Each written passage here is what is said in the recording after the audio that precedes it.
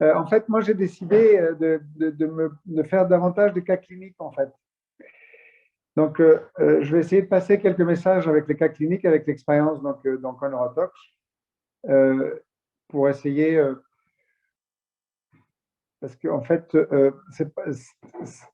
c'est pas aussi évident de voir la littérature, de comprendre ce qui se passe. Je pense que le vécu est souvent différent.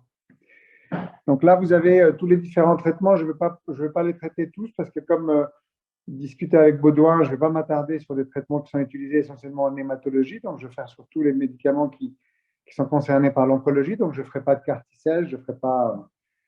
Et puis, je ferai à la fois le central périphérique, essentiellement sur des cas cliniques. Donc, il y a juste une diapo importante, c'est que la neurotoxicité, ça reste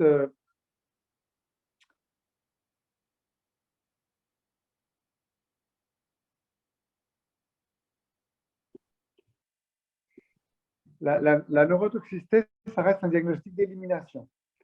Donc, il faut toujours éliminer la maladie cancéreuse, il faut toujours éliminer le problème carentiel, métabolique, le patient multitraité, âgé, avec une pathologie dégénérative sous-jacente, qui a fait des accidents vasculaires, infection par anoplasique. Donc, ça reste un diagnostic d'élimination. Donc, il faut toujours être systématique dans le bilan étiologique.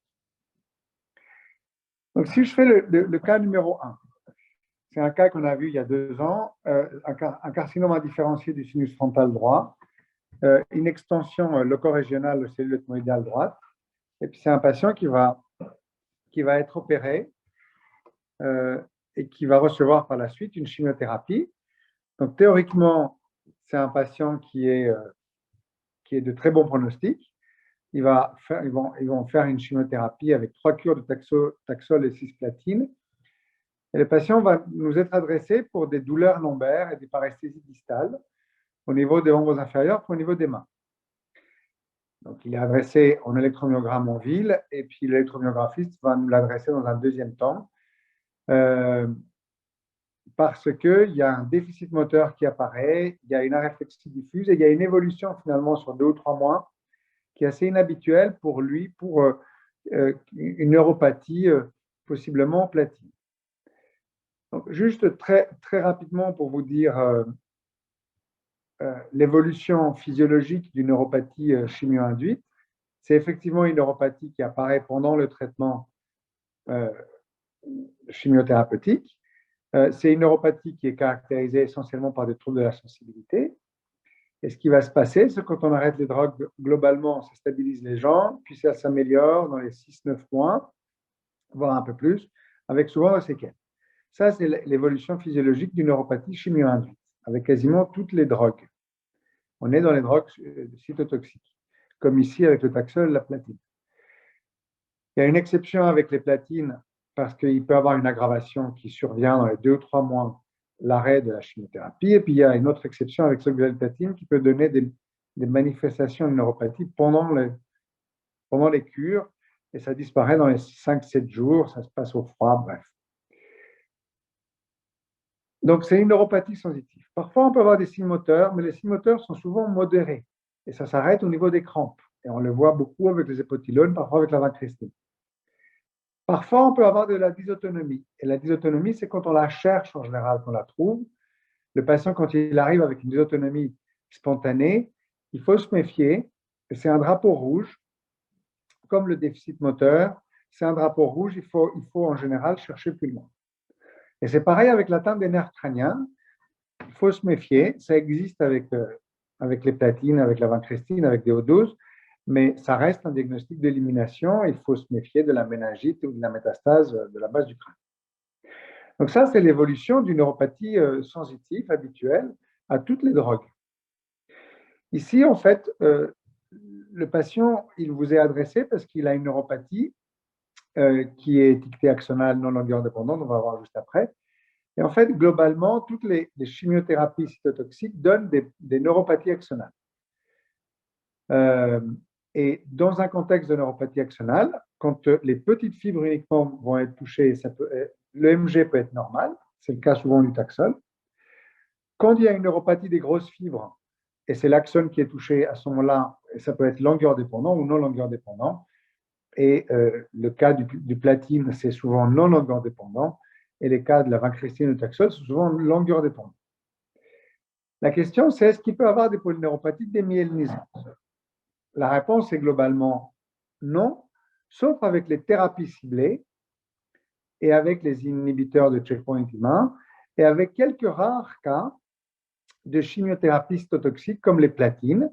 Donc là, vous avez quelques publications ici de cas avec le Velcade ou avec le cetuximab, avec le pembrolizumab, avec le brentuximab, l'anti-CD30. Bon, ça, c'était juste pour faire un passage rapide sur les thérapies ciblées, puisque je n'en parlerai pas davantage. Il faut se méfier de la PRN dans le contexte de traitements plutôt ciblés ou des anticorps monoclonaux de ce contexte-là.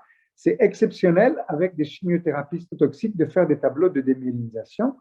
On a quelques cas, c'est anecdotique avec le Taxol, et on a quelques cas qu'on a décrits avec les platines.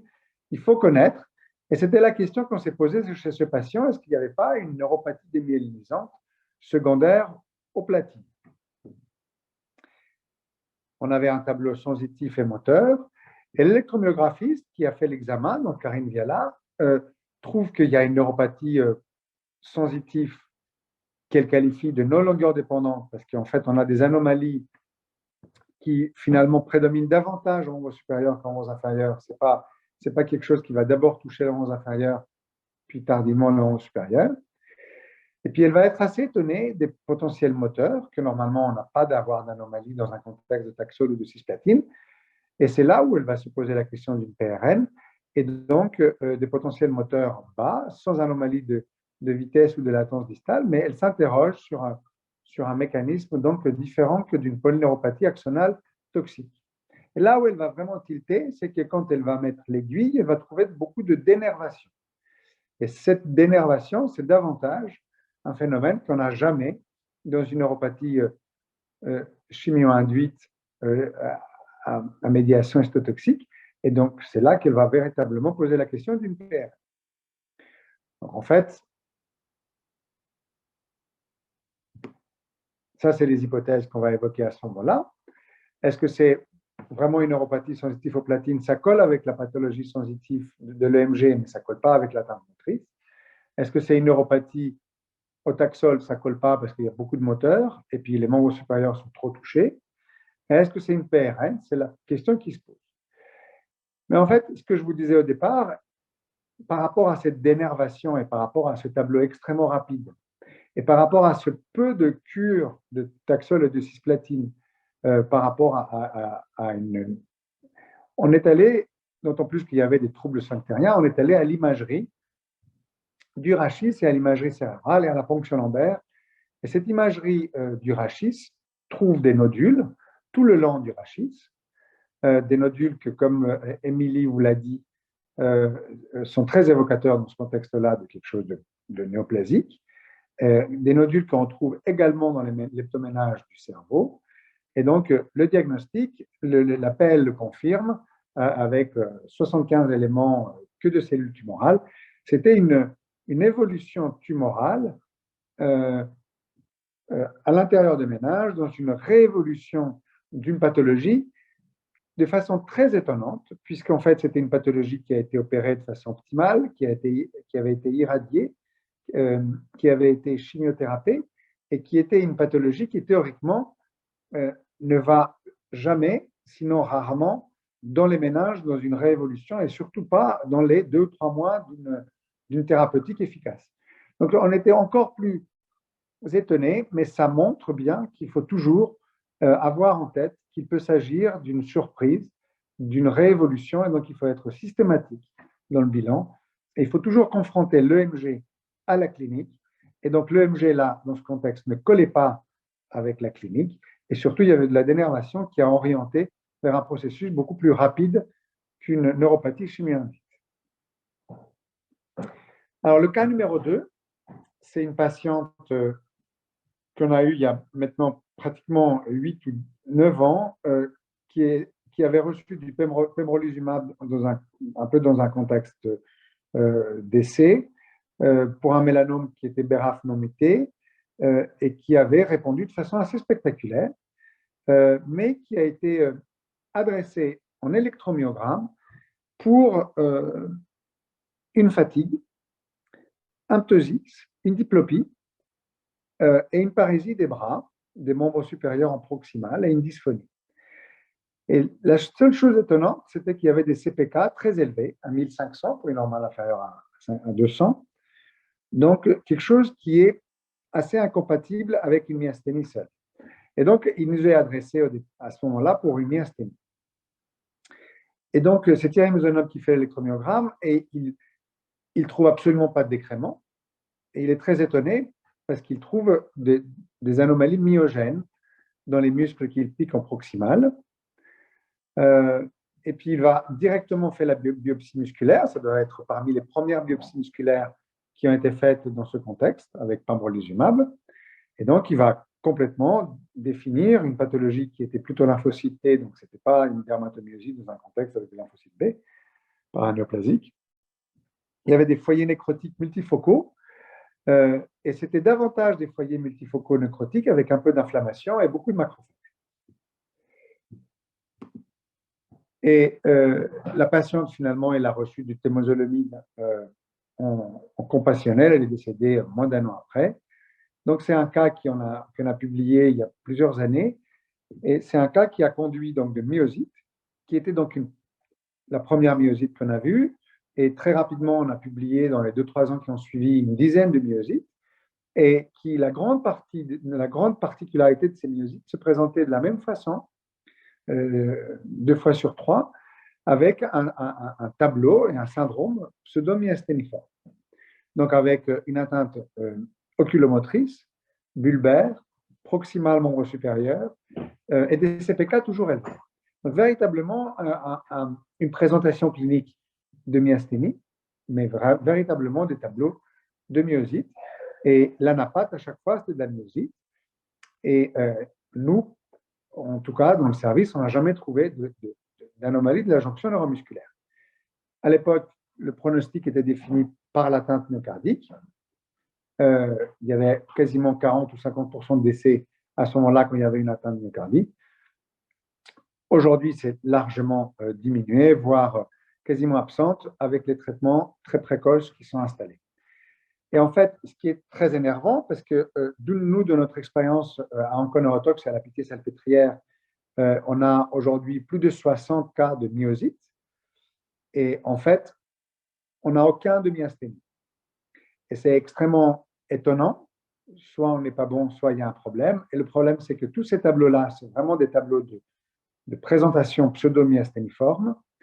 Et en fait, souvent, ce qui biaise les diagnostics et l'orientation des gens qui écrivent les papiers, c'est qu'il y a des anticorps de anti-myasthénie qui sont des anticorps qu'on ne sait pas très bien s'ils étaient là de façon physiologique ou qu'ils ont été là et qu'ils ont favorisé cette immunité cellulaire qui domine donc cette IRAE. Et en fait, ce papier, c'est un papier qui nous a assez étonnés, puisque c'est quand même la Mayo Clinic qui fait un papier sur plus de 44 cas de myasthénie et qui appelle son papier de myasthénie. Mais quand on va au fond de ce papier-là, c'est essentiellement parce qu'il y avait une fois sur deux un anticorps anti-acétylcholine, mais en fait, dans plus de 90% de cas, on avait des CPK très élevés. Et en fait, c'est des patients qui ressemblent énormément aux nôtres. Donc, nous, on maintient cette idée que la myasthénie gravis, si elle existe, elle est au deuxième plan. Et en tout cas, pour avoir maintenant beaucoup de recul et beaucoup de biopsies et d'autopsies, même du diaphragme, on a 5-6 patients d'autopsiés sur des pathologies diaphragmatiques qui étaient véritablement des présentations de myasthénie, eh ben, on trouve que de la myosite. Et pour avoir fait de l'échographie et des IRM au niveau de la pathologie oculomotrice, c'est vraiment de la myosite. Et donc, en fait, il n'y a pas de myasthénie. Et en fait, c'est des patients qui ont que des myosites. Alors, le cas numéro 3, c'est un cas d'un adénocarcinome du bas oesophage. À quelle fréquence faites-vous les dosages? C'est quoi la question? Alors, à quelle fréquence faites-vous les dosages des CPK troponine durant un traitement par immunothérapie chez un patient asymptomatique? Alors, moi, je ne suis pas oncologue et donc je ne fais pas de l'immunothérapie. Moi, je vois juste les complications de l'immunothérapie, mais je sais que maintenant, ils font systématiquement les CPK au départ. Et donc, je ne saurais pas vous répondre. C'est une bonne question. Je pense que définitivement, ils le font soit à chaque cure, soit après la deuxième ou la troisième cure, parce que c'est là où ça arrive. Mais je poserai la question aux oncologues, mais c'est plutôt à vous de demander. Est-ce qu'il n'y a pas un oncologue qui sait? Bah, ça dépend vraiment des centres, en fait, hein. Et des, Bah, et je vais des- donner. et des localisations. Il y a des centres qui font les troponines et CPK en systématique, en baseline. Après, les CPK peuvent se faire au fur et à mesure. La troponine, il n'y en a pas beaucoup qui la monitorent. Après, je ne sais pas s'il y en a d'autres qui veulent. Alors, nous, les CPK, on les fait en systématique depuis très longtemps, puisqu'en fait, moi, je voulais au départ, il y a 4-5 ans, faire également en systématique les auto-anticorps par anéoplasie. Et ça ne m'a pas été accordé, mais je sais qu'à l'époque, déjà, ils faisaient les CPK en systématique et la pitié. Donc, je passe au cas numéro 3 avec l'adénocarcinome. Ah oui, alors il y a une réponse au chat qui dit au diagnostic et une fois par mois ou une fois par traitement. Donc, ça colle en fait. C'est logique. Adénocarcinome du bas œsophage chez un patient qui avait également un cancer colique guéri il y a 2-3 ans auparavant. Et il va être traité par Folfox nivolumab avec une très bonne réponse. Une réponse excellente. Le Folfox, il est arrêté au bout de 3-4 mois. Et puis le nivolumab, il va être continué pendant 12 cycles. Et au moment du 13e cycle, donc en janvier 2023, il y a un mois et demi, le patient va très vite installer des troubles de la marche avec un déficit moteur des membres inférieurs et une anesthésie au niveau des 10. Et donc, l'équipe ne fait pas le niveau du 3 janvier 2023 et il va être repoussé à 3 semaines. Et le 23, je crois, janvier, ils vont le reprendre, ils vont faire un PET scanner que je vais vous montrer juste après, et ils vont de nouveau voir que le patient continue à s'aggraver, et ils vont décider de ne pas refaire cette 13e cure de nivolumab et nous l'adresser. Donc, il va être adressé, il va avoir un électromyogramme dans un premier temps, puisqu'en fait, l'hypothèse dans ce contexte, c'est qu'il y a une neuropathie périphérique. Ça reste quand même, après la myosite, la complication à l'immunothérapie la plus fréquente, même si elle reste rare.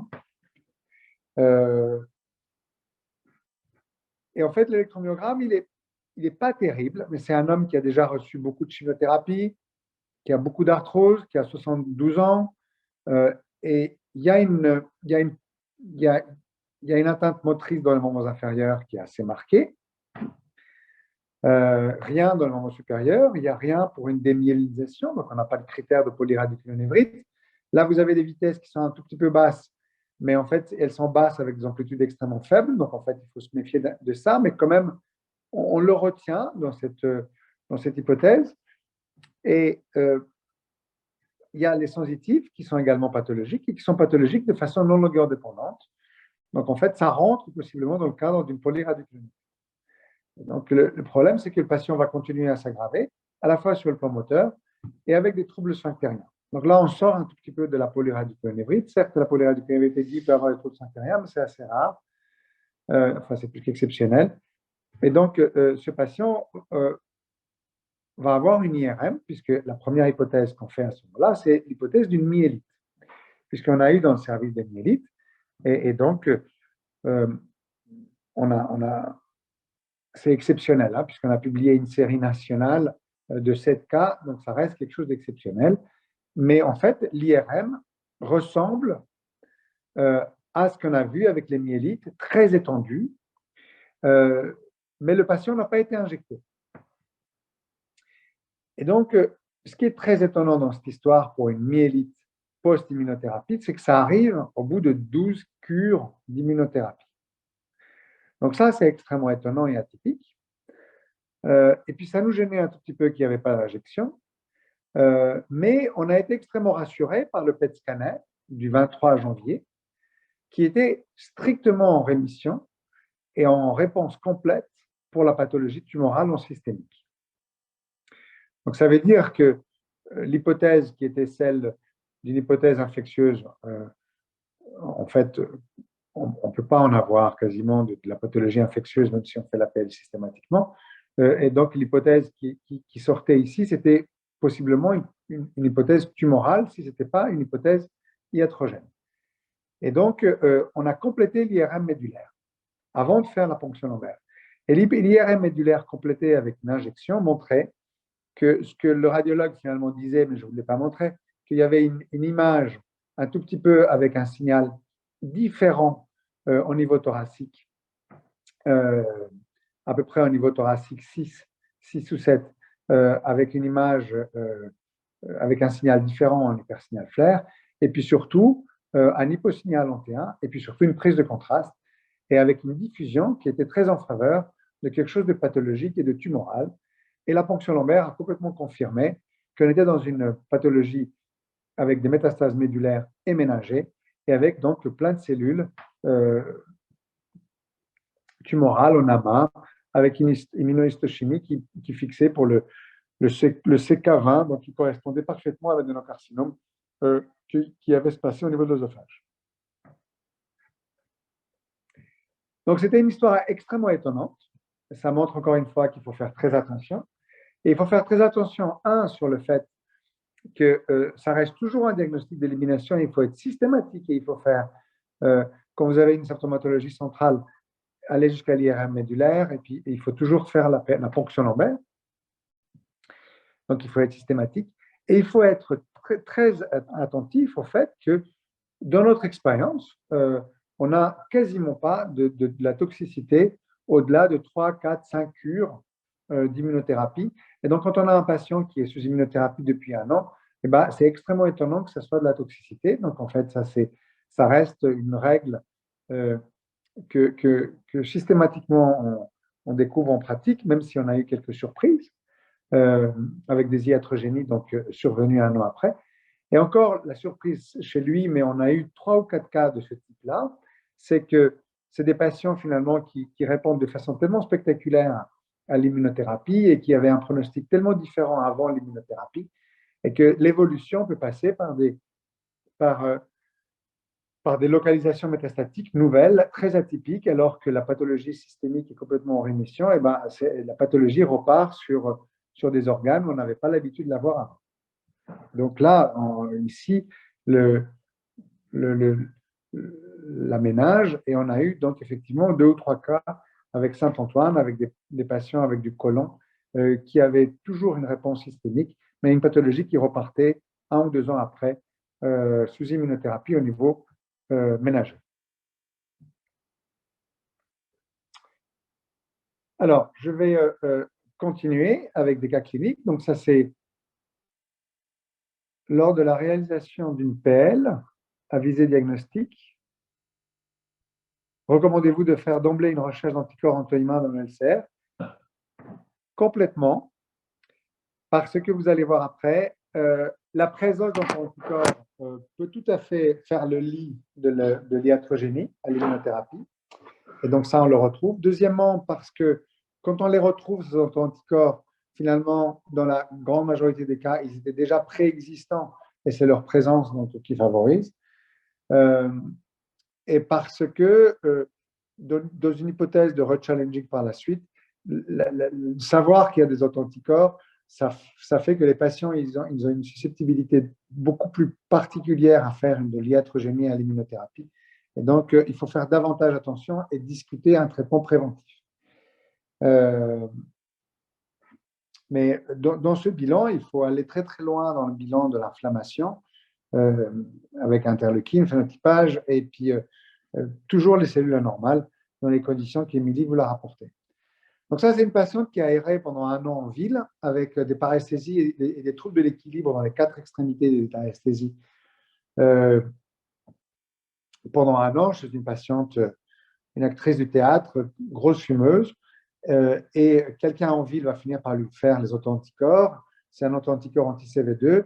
Elle va aller en ville chez un grand oncologue pour recevoir un traitement pour son cancer bronchique qui comprenait à ce moment-là de la chimiothérapie et du pamrolizumab. Donc, une trithérapie habituelle pour le cancer bronchique. Et le problème, c'est qu'au bout de 3 ou 4 cures, en fait, au bout de quasiment 2, mais enfin bref, au bout de 3 cures, elle commence à aggraver sa statique. Et l'oncologue va faire une 4e cure parce qu'il n'était pas du tout alerté par ça, parce qu'il se dit que c'est le carboplatine qui va donner des troubles de l'équilibre. L'oncologie prime à la neurologie, c'est ce qui est vrai, bien sûr. Et donc, la patiente va prendre une canne, il va être limité dans son périmètre de marche, et donc elle n'est pas contente. Et puis, en fait, elle va nous être adressée. On fait un électromyogramme avec des amplitudes motrices strictement normales et des amplitudes sensitives complètement effondrées. Donc, une neuronopathie sensitive assez caractéristique de l'anticorps anti-CV2.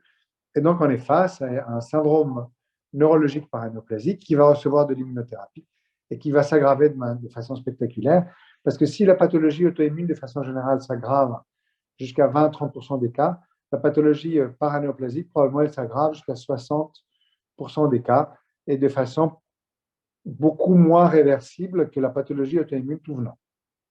Donc, elle a reçu plein de traitements, des IGIV, des corticoïdes. Ce qui est très, très, très positif pour elle, c'est que 3-4 ans après, elle est toujours en rémission de son cancer.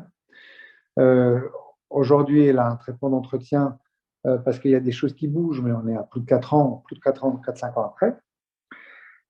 Donc ça, c'est connu, qu'on peut avoir avec que 3-4 cures d'immunothérapie des rémissions qui peuvent être prolongées. Et il y a un lien, tout ça vous connaissez, un lien entre cet effet indésirable et la réponse oncologique.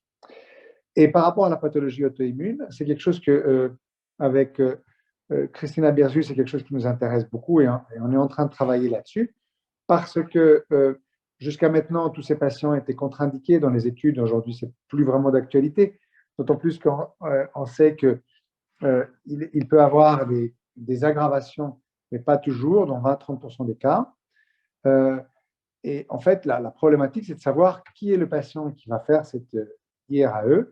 Et puis, ce qui retrouve ce papier qui est assez extraordinaire, ce papier, il est super bien foutu, c'est qu'on sait que les patients qui ont des thymomes, ils vont faire essentiellement des myasthénies, et dans moins de 5% des cas, des myosites.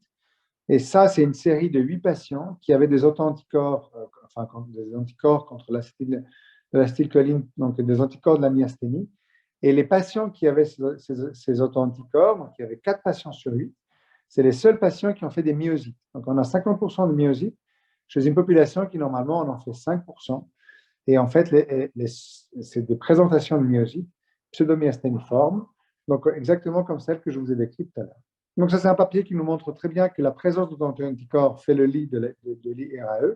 Et ça, on a démontré avec Christina Berger, en fait, dans une relecture de tous nos patients avec encéphalite et myélite, où chaque fois qu'on avait des auto-anticorps connus ou pas connus, c'est là où on avait la description de plus d'encéphalite. Et c'est la même chose pour les myélites. La moitié de nos cas de myélite, c'est des patients qui avaient un auto-anticorps, le plus souvent des anticorps de surface. Mais en fait, pour répondre à la question de Clara Vacheret, c'est il faut faire tous les auto-anticorps. Et puis, il faut presque aller plus loin que les auto-anticorps commerciaux pour finalement trouver des antineuropiles qui peuvent être des facteurs prédisposants à un IRAE. Alors, il faut donc se méfier de la pathologie auto-immune préexistante, davantage quand il y a une présence d'auto-anticorps et davantage quand il y a un syndrome neurologique paranéoplasique. Et d'ailleurs, je pense que quand vous avez un syndrome neurologique paranéoplasique avec auto-anticorps, vous avez davantage plus de risques de faire une complication que quand vous n'avez pas d'auto-anticorps, puisque vous savez que 50% des syndromes neurologiques paranéoplasiques n'ont pas d'auto-anticorps. Donc là, la question se pose d'instaurer le traitement préventif. Et là aussi, on aimerait bien travailler là-dessus et proposer donc un projet PHRC bientôt. Parce que là, il y a un très beau papier de l'équipe de Suisse avec O'Bright qui évoque différentes thérapeutiques immunosuppressives très sélectives, qui d'ailleurs ont prouvé pour des raisons X, Y, mais je ne veux pas rentrer dans le détail là, qu'il peut avoir presque des effets potentialisant l'effet antitumoral de la thérapeutique. chez certains patients. Donc ça, c'est quelque chose qui peut être extrêmement utile à réfléchir. Mais on va voir après qui sont ces patients-là qu'il faut avoir une thérapeutique aussi lourde. Vous allez voir, c'est moins de 20% des patients. Ce n'est pas du tout quelque chose qui est discuté de façon courante. Et donc, je vais finir avec ce cas. Ce cas, c'est un patient, un homme avec un mélanome cutané qui va être opéré, puis réopéré, puis à la troisième récidive, il va être de nouveau opéré, il va recevoir un niveau EPI.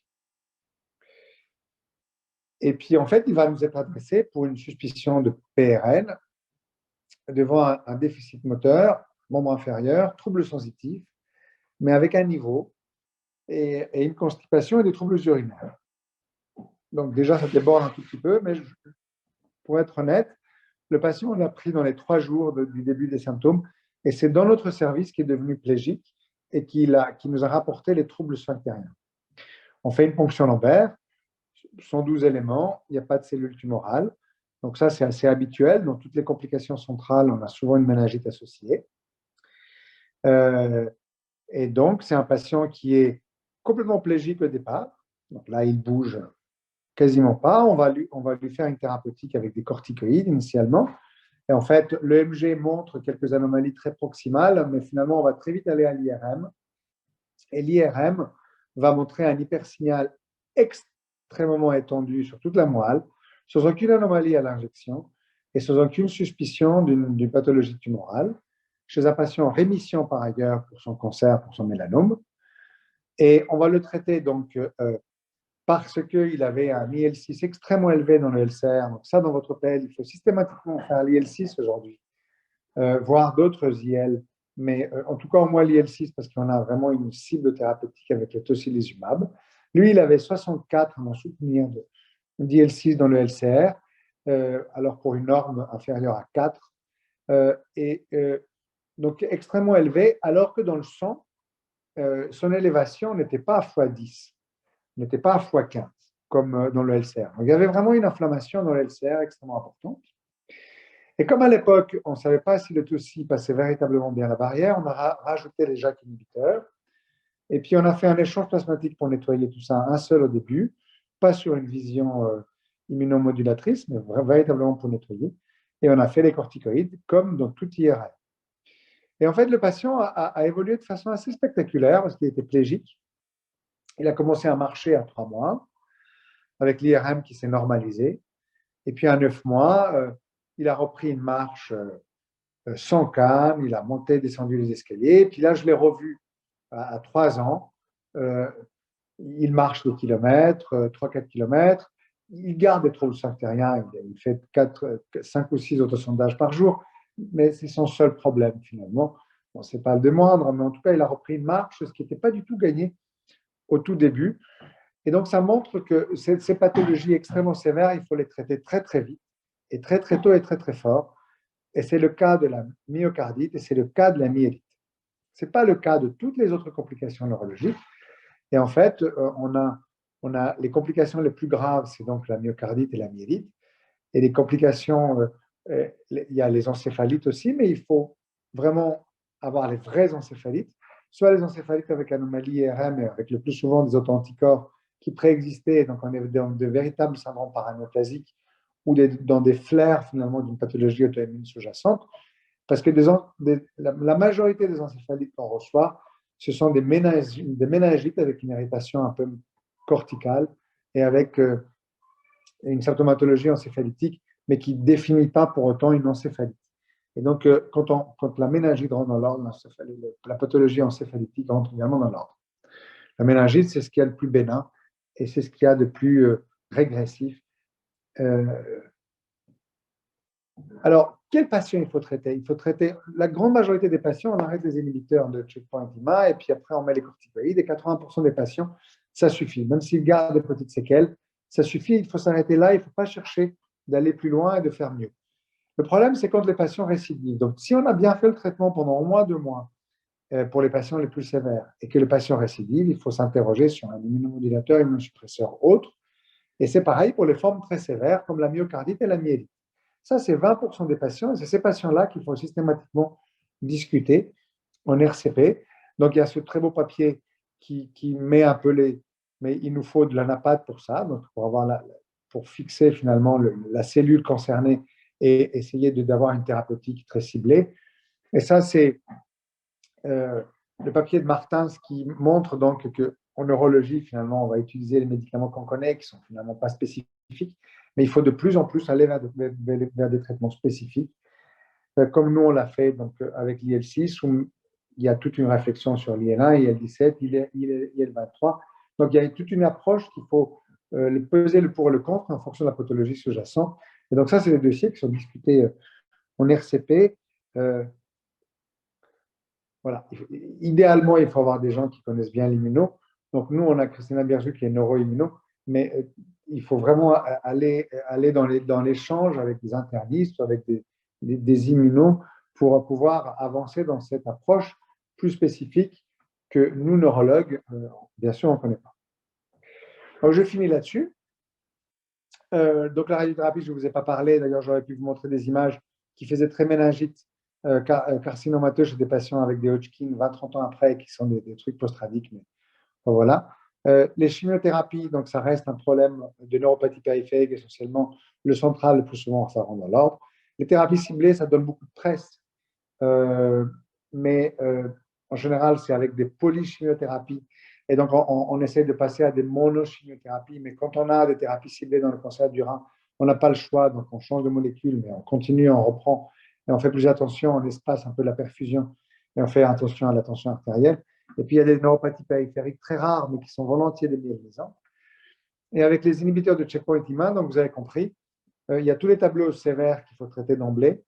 Et puis, c'est le gros pourvoyeur de ces complications, c'est des myosites. Et jusqu'à preuve du contraire, pour moi, les myastémies n'existent pas. Sinon, ça doit être associé au deuxième plan. Donc, c'est des myosites. Voilà. Merci beaucoup. Alors, est-ce qu'il y a des questions?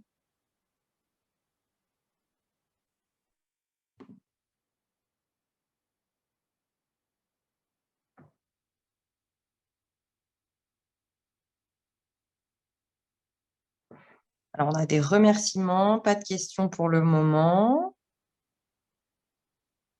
Merci beaucoup, en tout cas, à tous d'avoir participé. Merci beaucoup, Dr Psimaras, pour son topo, que j'espère qu'il a été clair et qui a répondu aux questions de tout le monde. N'hésitez pas s'il y a encore des questions.